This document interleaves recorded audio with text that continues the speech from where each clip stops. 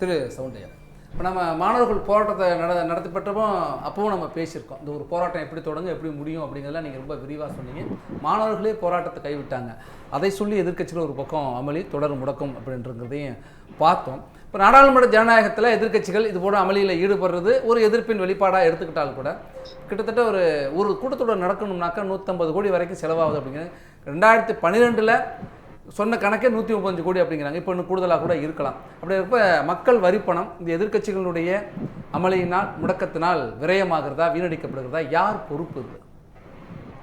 நம்ம நாட்டில் எல்லா அரசு நிறுவனங்களும் எப்படி நடத்தப்பட வேண்டும் என்பதற்கு சட்டம் இருக்குது. ஒரு கல்லூரி இருந்தது அப்படின்னா அங்கே இருக்கிற ஆசிரியர்கள் எப்படி நடந்து கொள்ள வேண்டும், மாணவர்கள் எப்படி நடந்து கொள்ள வேண்டும், அப்படி நடந்து கொள்ளவில்லை என்றால் அதற்கு என்ன தண்டனை அப்படின்றதெல்லாம் இருக்குது. அதே போல் ஒரு அரசு அலுவலகத்தில் ஒவ்வொருத்தரும் எப்படி நடந்துக்கணும், கான்டாக்ட் ரூல்ஸ் இருக்குது, அவர்களுக்கு தண்டனை எல்லாம் இருக்குது. ஆனால் இவர்களுக்கு எந்த ரூலுமே இல்லாத ஒரு காட்டாட்சி மாதிரி இருக்குது இது. ஏன் இவர்களுக்கு மட்டும் சட்டமன்றத்துக்கும் பாராளுமன்றத்துக்கும் எந்த ரூலுமே இல்லை. இப்போ இங்கே எந்த வேலையுமே நடக்கலை, இவங்களுக்கு எல்லாருக்கும் சம்பளம் உண்டு, சலுகை உண்டு, எல்லாமே உண்டு. அப்போ இது யார் கேட்குறது? அப்போ இதை சரியாக நடத்துவதற்கு என்ன ஒரு வழிமுறை வேணும்? நீங்கள் சொல்கிறீங்க ஜனநாயகத்திலே எதிர்ப்பை இப்படி அசம்பிளியையும் பார்லிமெண்ட்டையும் முடக்கிறதுக்கு பேர் ஜனநாயகம்னா, அந்த ஜனநாயகம் நமக்கு எதுக்கு? நாட்டை விவாதங்களின் மூலமாக முன்னேற்ற பாதையில் கொண்டு செல்வது தான் ஜனநாயகம். அதுக்கு தான் பார்லிமெண்ட்டும் சட்டமன்றமும் இருக்குது. ஆனால் இவங்க இப்போ போடுற சண்டையை பார்த்தா இங்கே ஜனநாயகம் இல்லை, இது காட்டாட்சி மாதிரி இருக்குது. இப்போ கடந்த செஷனில் டீலிமிட்டேஷன் பில்லு வந்தது. டீலிமிட்டேஷன் பில்லை தோற்கடித்தாங்க எதிர்க்கட்சிகள் ஒன்று சேர்ந்து. ஆனால் இப்போ அந்த நிலை இல்லை. இப்போ இந்த செஷனில் டீலிமிட்டேஷன் பில்லோ எஃப்சிஆர்ஏ பில்லோ வந்தால் அது முழுமனதாக ஏற்றுக்கொள்ளப்பட்டு அங்கீகரிக்கும். எஃப்சிஆர்ஏ பில் இப்போ கூட்டு நடவடிக்கை குழு போயிருக்கு. இல்லை, அதில் குறைகள் இருந்தால் இவங்க கேட்கலாம், அது ஒன்றும் தப்பில்லை. இப்போ ஏன்னா எஃப்சிஆர்ஏ பில்லை பொறுத்த மட்டும் சில சந்தேகங்கள் மைனாரிட்டிஸுக்கு இருக்குது, அதை நம்ம இல்லைன்னு சொல்ல முடியாது. அதில் பல திட்டங்கள் நல்லது தான். ஏன்னா இப்போ கேட்வே அக்கௌண்ட் வேணும்னு சொல்கிறாங்க, அதே நேரத்தில் 20% தான் அட்மினிஸ்ட்ரேட்டிவ் எக்ஸ்பென்சஸ் இருக்கணும்னு சொல்கிறாங்க. மூணாவது ஒரு ஆர்கனைசேஷனுக்கு வந்த ஃபண்டை இன்னொரு ஆர்கனைசேஷனுக்கு நீங்கள் மாற்றக்கூடாதுன்னு சொல்கிறாங்க. இதெல்லாம் சரியானது தான். என்ன பர்பஸ்க்காக அந்த பர்பஸுக்காக செலவிடப்பட வேண்டும் என்பதெல்லாம் சரிதான். ஆனால் அதில் என்ன ஒரு சந்தேகம் இருக்குதுன்னா, இப்போ ஒரு கிறிஸ்தவ நிறுவனங்களை பொறுத்தவரையில் கல்வியிலையும் மருத்துவத்திலையும் அவருடைய சேவை என்பதை நம்ம ஈஸியாக ஒதுக்கி தள்ளிட முடியாது. சுதந்திர இந்தியாவிலையும் சரி, அதுக்கு முந்தினும் சரி. ஆனால் இப்போ ஒரு மைனாரிட்டி இன்ஸ்டியூஷன் இருக்குது, ஒரு சின்ன தப்பு நடந்து அதை நம்ம கவர்மெண்ட் அத்தாரிட்டிக்கு டேக் ஓவர் பண்ணிட்டான்னா அந்த இன்ஸ்டியூஷன் மைனாரிட்டி இன்ஸ்டியூஷனாக இருக்குமா அப்படின்றது அதில் தெளிவாக இல்லை. ஏன்னா இப்போ நம்ம ஒரு காலேஜ் எடுத்துக்கோங்க, இங்கே பல கல்லூரிகள், கிறிஸ்தவ கல்லூரிகள் இருக்குது. ஒரு சின்ன இதில் கவர்மெண்ட் டேக் ஓவர் பண்ணியாச்சுன்னா அந்த கல்லூரி அப்புறம் மைனாரிட்டி கல்லூரியாக இருக்குமா? தெரியல. சரி, ஆனால் அது முறைப்படுத்தணும், கண்காணிக்கணும், வெளிப்படைத்தன்மை வேணும், அதெல்லாம் கரெக்ட். அது சரியான ஒரு முடிவு. அதை கண்காணிக்கணும், முறைப்படுத்தணும். அதிலெல்லாம் எந்த மாற்று கருத்தும் இல்லை. அவர்களுக்கு சில சந்தேகங்கள் ஏற்பட்டிருக்கு. அப்போ அதை இவங்க கூப்பிட்டு பேசியிருந்துருக்கலாம், ஒரு கமிட்டி அமைச்சு அந்த இவங்களெல்லாம் கூப்பிட்டு பேசி அதில் இருக்கிற சந்தேகங்களை நீக்கி இந்த பில்லை கொண்டு வரலாம். ஏன்னா இந்த பில்லு நல்ல பர்பஸுக்காக கொண்டு வரப்பட்டது. அது மட்டும் இல்லை, 2020 சுப்ரீம் கோர்ட்டில் ஒரு வழக்கு போடுறாங்க இந்த இந்த இதை எதிர்த்து. அப்போ சுப்ரீம் கோர்ட் அரசினுடைய முறையீடை ஏற்றுக்கொண்டது. இதெல்லாம் நல்லது தான், சரியானது தான் ஏற்றுக்கொண்டது. அதனுடைய அடிப்படையில் தான் இந்த பில்லே வருது. அப்போ இதுக்கு சுப்ரீம் கோர்ட்டினுடைய பேக்கிங் இருக்குது இந்த பில்லுக்கு. அப்படி இருக்கும்போது இதில் ஏதாவது குறைகள் வந்தால் அதை நம்ம சரி செய்து கொள்ளலாம். ஆனால் இந்த 2 பில்லும் வரவே கூடாதுன்னு காங்கிரஸ் நினைக்குது. இப்போது இந்த பில்லை கொண்டு வரக்கூடாது, ஏன்னா இப்போ அவங்ககிட்ட ஒற்றுமை இல்லை. இந்த பில்லை டிஃபீட் பண்ணுற அளவுக்கு எதிர்க்கட்சிகள் ஒன்றாக இல்லை. இப்போ அந்த ரீசெண்டாக நடந்த சட்டசபை எலெக்ஷனுக்கு அப்புறம் மம்தா பானர்ஜி அவங்களுடைய கருத்து வேறுபாடு இருக்குது இந்தியா கூட்டணியோட. நம்முடைய திராவிட முன்னேற்ற கழகத்துக்கு கருத்து வேறுபாடு இருக்குது. அதே போல் டீலிமிட்டேஷன் பில்லை யூபியில் ஆதரிக்கிறாங்கன்னு சொல்கிறாங்க. எஸ்பி பகுஜன் சமாஜ் பார்ட்டியை ஆதரிக்கிறாங்க, காங்கிரஸ் ஆதரிக்கிறாங்க, பல கருத்துக்களை ஆதரிக்கிறாங்க. அப்போ அந்த பில்லு வந்துடும்.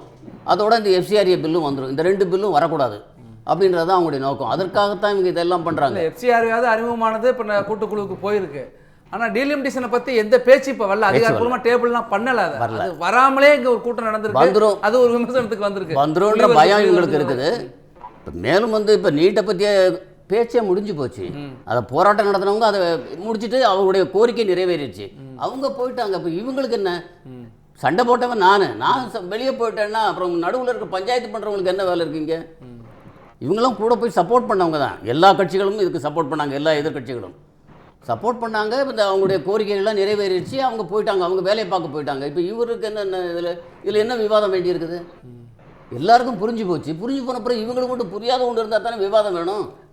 தேர்வு முறைகேடுகள் தடுப்பு திருத்த சட்டமும் ஒன்று கொண்டு வந்தாங்க, அதுவும் நிறைவேறி இருக்கு. அதுவும் விவாதிக்கப்பட்டு இவங்க விவாதிச்சிருக்கணும்ல, அதுவும் விவாதிக்கப்படவில்லை. எல்லாமே விவாதம் இல்லாமல் 10-12 இது பில்லு இன்னைக்கு பாஸ் ஆகிருக்குது. அப்போ இவங்க விவாதத்துக்கும் தயாராக இல்லை. இப்போ ஏன்னா பார்லிமெண்ட்டு நடக்கக்கூடாது. இப்படி ஒரு நோக்கத்தை வைத்துக்கொண்டு இவங்க எல்லாம் எம்பியாக இருந்தாங்க அப்படின்னா இந்த நாடு எங்கே போகும்? ஒரு ஆக்கப்பூர்வமான எதிர்க்கட்சி நாடாளுமன்றத்தில் தன்னுடைய கடமையை செய்யணும்னா ஒரு சாமானியன் பார்வையில் ஒரு எதிர்பார்ப்பு இருக்கும்ல. ஒரு எதிர்க்கட்சி தான் நிழல் அமைச்சரவைங்கிறோம் நாடாளுமன்ற ஜனநாயகம். இப்போ நிழல் அமைச்சரவையாக இருக்கிற எதிர்க்கட்சி எப்படி ஒரு ஆக்கப்பூர்வமாக செயல்பட்டால் மக்கள் ஏற்புடையதாக இருக்காங்க? இல்லை, எதுவாக இருந்தாலும் விவாதிக்கணும். விவாதம் என்பது தான் ஆரோக்கியமான ஜனநாயகம். இங்கே எந்த பில்லு வரட்டும், உங்கள் கருத்தை சொல்லுங்கள். ஒத்த கருத்துடையவர்கள் நிறைய பேர் இருப்பாங்க. அப்போ ஒத்த கருத்துடையவர்கள் எல்லாருமே சேர்ந்து ஒரு கருத்தை சொல்லும்போது தான் அதில் இருக்கிற ப்ளஸ் மைனஸ் மக்களுக்கு தெரிய வரும். ஏன்னா எனக்கு என்ன தெரியும், நான் பில்லு எனக்கு யாராவது கையில் கொடுத்தாங்களா? எனக்கு கையில் யாரும் கொடுக்க மாட்டாங்க. சாதாரண காமன் மேனுக்கு அந்த பில்லில் என்ன இருக்குன்னே தெரியாது. அப்போ யார் இதெல்லாம் சொல்கிறது? இவங்க விவாதத்தின் மூலமாக தான் எனக்கு தெரியும். அப்படி வரும்போது மக்களுடைய எதிர்ப்பும் வரும் இல்லையா இவங்களுக்கு ஆதரவா? அப்போ இவங்க விவாதமே பண்ணலைன்னா இந்த பில்லில் என்ன இருக்குன்னு யாருக்கு தெரியும்? இவர்கள் விவாதத்திற்கே தயாராக இல்லை. முதல் விவாதம், சட்டமன்றம் பாராளுமன்றம் என்ற இடமே விவாதம் நடத்தக்கூடியது. அங்கே யார் தலைவர்? தலைவர் யார்? சபாநாயகர் தானே தலைவர். அவர் இருக்காருல்ல. அப்புறம் ஏன் பிரைம் மினிஸ்டர் 2 நாள் பிரின்சிபல் லீவ் போட்டால் காலேஜ் நடக்காதா? எல்லாத்துக்கும் அவர் தான் வந்து பதில் சொல்லணுமா?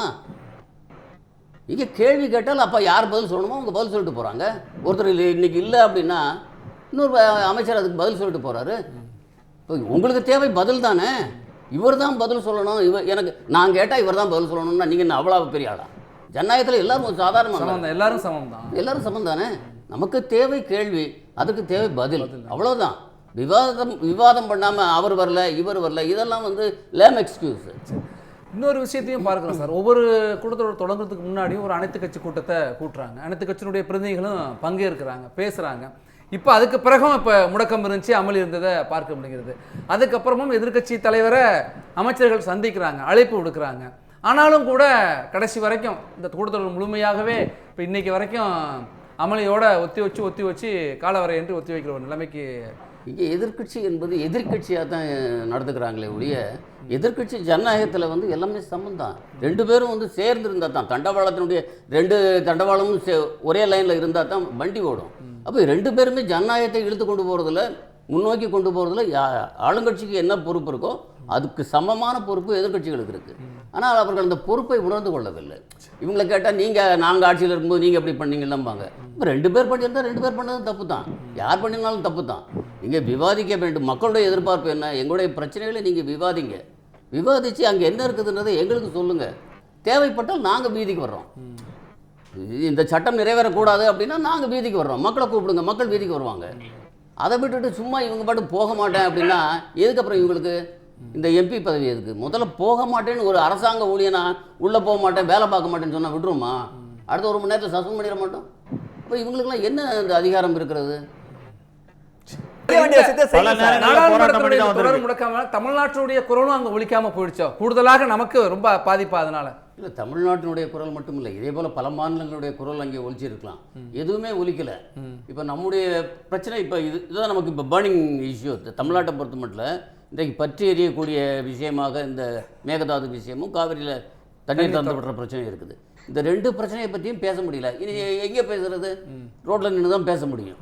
அப்போது நம்ம தேர்ந்தெடுக்கப்பட்ட பிரதிநிதிகள் அதை விவாதிக்கணும், அரசாங்கத்தினுடைய கவனத்துக்கு கொண்டு போகணும். அங்கே தான் எல்லா மந்திரிகளும் இருக்காங்க, ஆளுங்கட்சி எதிர்கட்சி எல்லாம் இருக்காங்க. அப்போ விவாதிக்கப்பட வேண்டிய இடத்துல விவாதிக்க முடியலை. இப்போ நீங்கள் இந்த நீட் தொடர்பான இஷ்யூவே பார்லிமெண்ட்டில் விவாதிச்சிருந்தால் என்ன ரிசல்ட் வந்திருக்குன்றீங்க? இவர் சொல்கிறது தான் அங்கே இவர் சொல்லியிருப்பார், அவங்க சொல்கிறத அவங்க சொல்லியிருப்பாங்க. ஆனால் இஷ்யூ முடிஞ்சு போன பிறகு இந்த தடியடி விவரத்தை சுப்ரீம் கோர்ட் எடுத்திருக்கு. இப்போ சுப்ரீம் கோர்ட் வந்து சுப்ரீம் பவர் உள்ள அத்தாரிட்டி, எல்லா ரெக்கார்ட்ஸையும் கேட்டு இப்போ அவங்க வந்து ஒரு வேளை இதில் தவறு நடந்திருக்குன்னு கண்டனம் தெரிவித்தா அது காங்கிரஸுக்கு மிகப்பெரிய வெற்றி தானே. இதை இவர் பார்லிமெண்ட்டை சாதிக்க முடியுமா? இப்போ தீர்மானம் கொண்டு வந்து இவருக்கு விவாதிச்சா அதை அவருக்கு சாதிக்க முடியுமா? அதில் இவரது நினைச்சதை இவர் பேசுவார், அவங்க நினைச்சதை அவங்க பேசுவாங்க. நோக்கம் என்ன சார்? நோக்கம் வந்து இப்போ மத்திய அரசை வந்து இவர் கண்டிக்கணும், அதை சுப்ரீம் கோர்ட் பண்ணால் அது எவ்வளோ பெரிய விஷயம் அது. இதில் தவறு உண்மையிலேயே நடந்திருந்தால் கட்டாயம் வந்து சுப்ரீம் கோர்ட் வந்து நியூட்ரலாக நடந்துக்கும், கட்டாயம் கண்டனம் தெரிவிக்கும். அப்படி கண்டனம் தெரிவித்து அது ராகுல் காந்திக்கு பெரிய ப்ளஸ் இல்லையா? அப்போ ஏன் இவர் அந்த ஒரு வாய்ப்பு கிடைக்கும் போது ஏன் அதை விட்டுட்டு சும்மா விவாதம்னா இது வந்து புரலாங் பண்ணிகிட்டே போகிற அந்த ஸ்ட்ராட்டஜி. ஆக்கப்பூர்வமான நடவடிக்கை, ஆக்கப்பூர்வமான ஒரு தீர்வை நோக்கி போகாமல் வெறும் விவாதம், வெறும் அமளி முடக்கத்தை நோக்கியே போகிறாங்க. அதுதான் அவங்களுடைய இது. எந்த பில்லும் இப்போ வந்துடக்கூடாது. ஏன்னா அதுக்கு காரணம் இப்போ இருக்கிற சிச்சுவேஷன், ஒற்றுமை இல்லை, எதிர்க்கட்சிகள்கிட்ட ஒற்றுமை இல்லை. இந்த நேரத்தில் எந்த பில்லையும் நம்ம கொண்டு வர விடக்கூடாது. அப்போ இது இப்படியே போயிட்டே இருந்தால் இது எவ்வளோ நாள் போயிட்டு இருக்கும்? சரி, நன்றி சார். வாய்ப்பை தவற விட்டுட்டா காங்கிரஸ். சவுண்டையா சார், நிறைவு கருத்து சுருக்கமா? ஆமாம், இது ஒரு அருமையான ஒரு வாய்ப்பு. விவாதிச்சிருக்கணும், பல விஷயங்களை விவாதிச்சிருக்கலாம். ஈவன் எல்லா சட்டங்களையும் எஃப்சிஆரியை கூட விவாதிச்சிருக்கலாம், காவிரி விஷயத்தை விவாதிச்சிருக்கலாம், மேகதாது விஷயத்தை விவாதிச்சிருக்கலாம். ஈவன் இந்த 12 பில் இப்போ இன்றைக்கி கொண்டு வந்ததாக சொல்கிறாங்க. அந்த 12 பில்லையும் அது நிறைவேற்றிருக்கலாம். நீட் தொடர்பான பில்லும் இருக்குது. அதில் ஏதாவது குறைபாடுகள் இருந்தால் அதையும் விவாதிச்சிருந்துருக்கலாம். எதையுமே விவாதிக்கலை, அவங்க பாட்டுக்கு பில்லை பாஸ் பண்ணிட்டு போயிட்டாங்க. அப்போ இது நட்டம் வந்து மக்களுக்கு தான், அவங்களுக்கு இல்லை. நன்றி.